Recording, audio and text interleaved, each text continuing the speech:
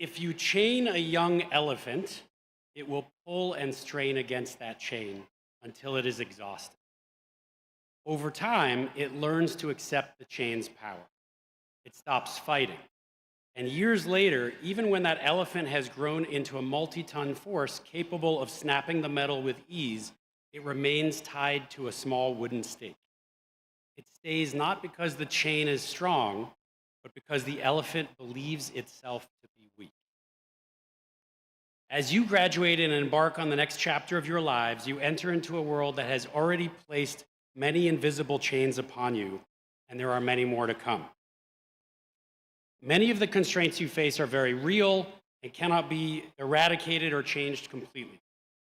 Whatever circumstances and constraints we face, the main constraint that prevents us from leading inspired lives is a psychological one. The first step is to accept that you can be incredible. That's the good news. Every one of us can choose to be amazing. No matter how challenging the circumstances are that you encounter, being exceptional is always a possibility.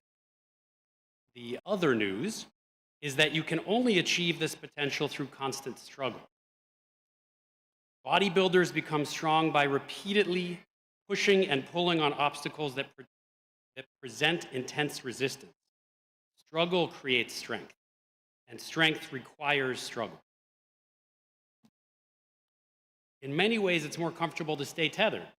If you accept that you cannot change your circumstances, you are absolved of the responsibility to try, which inevitably involves struggle and likely involves a lot of failure. Breaking free requires pulling on the chain even when your wrists are sore and the outcome is uncertain. Struggling doesn't mean you will succeed, but you will not succeed without struggle. History is not made by people who accepted their constraints. History is made by people who refused to be constrained.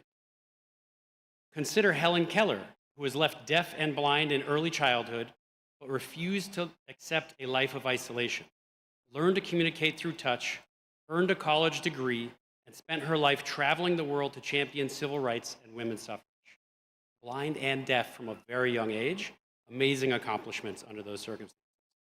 Or in a less extreme example, consider Jack Ma, the founder of e-commerce giant Alibaba, who failed his college entrance exams twice, reportedly scoring less than 1% on the math section on his first attempt.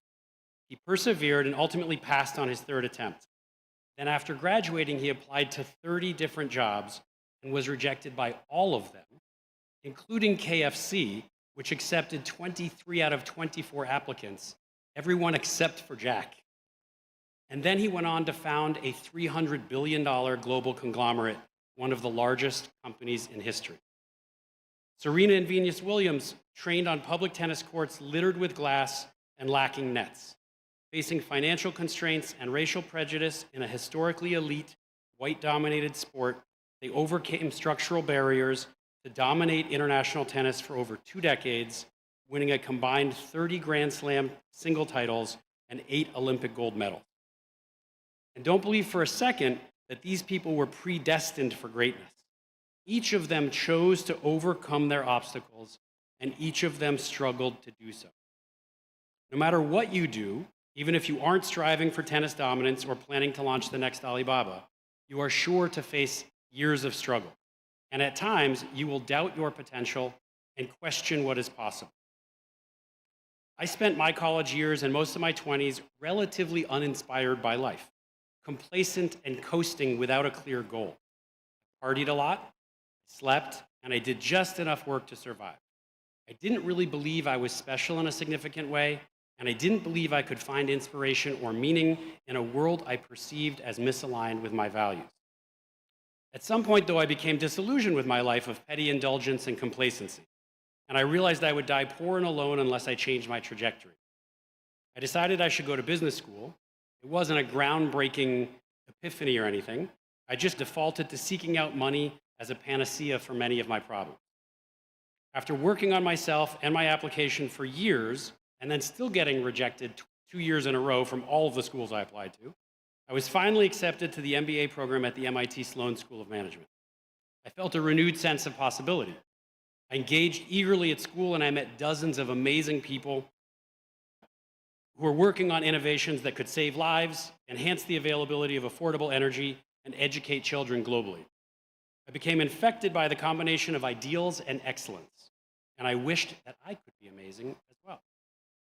When I graduated in 2007, though, I had 150 grand of student loans, and I needed to get a real job to pay down my debt. So I became a consultant. My plan was to work until the first major bonus, and then pay down my loans and leave consulting to launch an amazing startup that could create a massive positive impact on the world. My first major bonus came in December 2008. You are mostly too young to remember that time, but the world was in the depth of the global financial crisis. Economically speaking, it was far worse than COVID. People were talking about the next Great Depression, 10 years of stagnation and loss, maybe Dust Bowl. It was nearly an impossible time to leave a high-paying job that I was good at, and I didn't have a startup idea anyway. I brainstormed like crazy, but I couldn't come up with anything that I could plausibly launch in that brutally difficult economy. I cursed Wall Street and society for destroying the economy just as I was set to break out and do something amazing. Still burdened with heavy debt and now chained to a consulting job that I despised, I lay in bed at 4 a.m. in turmoil. Somebody needs to fix this.